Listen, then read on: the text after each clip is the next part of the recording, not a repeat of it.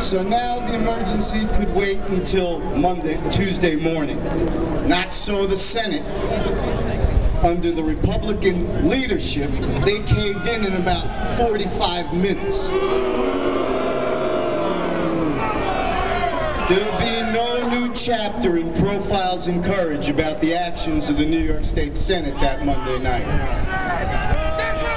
But you know what?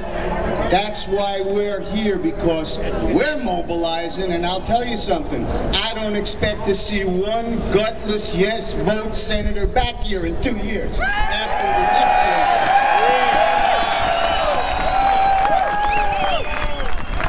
Why were we bullied into voting on this bill without proper, responsible study and feedback from our constituents? Solely because the governor has a misguided, egotistical notion that being first in the nation for stricter gun control will advance his presidential aspirations. Well, here's a reality check for you, Governor Cuomo. No one in this nation cares about who comes in first, second, or last in gun control that restricts the rights of law-abiding citizens and does nothing to remove illegal guns from the criminals. This bill was so rushed and ill-conceived that it makes criminals out of our police and felons out of our law-abiding citizens. Every study in every state and county reveals that the more legal gun owners per community, the less violent crime in the area. These facts are hard to swallow for those who crave more government control. So while the governor trumps up a fake emergency for political expediency, let me remind him of some real emergencies our state faces.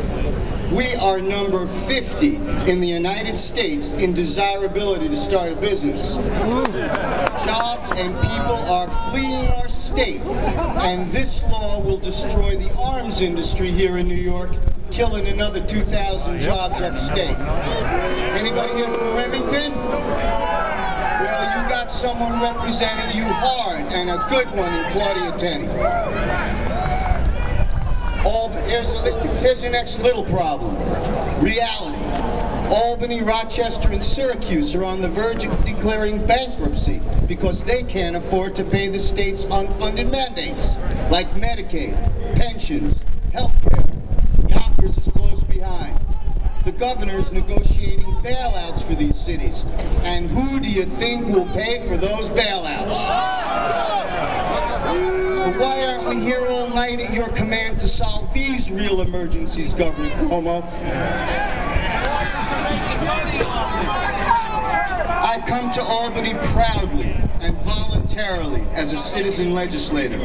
I leave my wife and 3 young daughters home alone for days at a time to represent my constituents up here, far from home.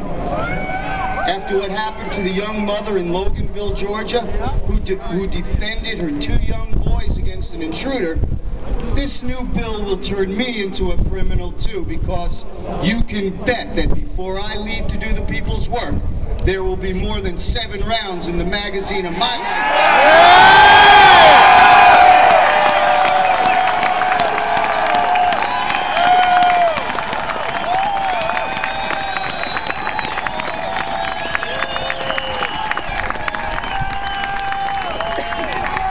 I leave you, my dear friends, with the following quote.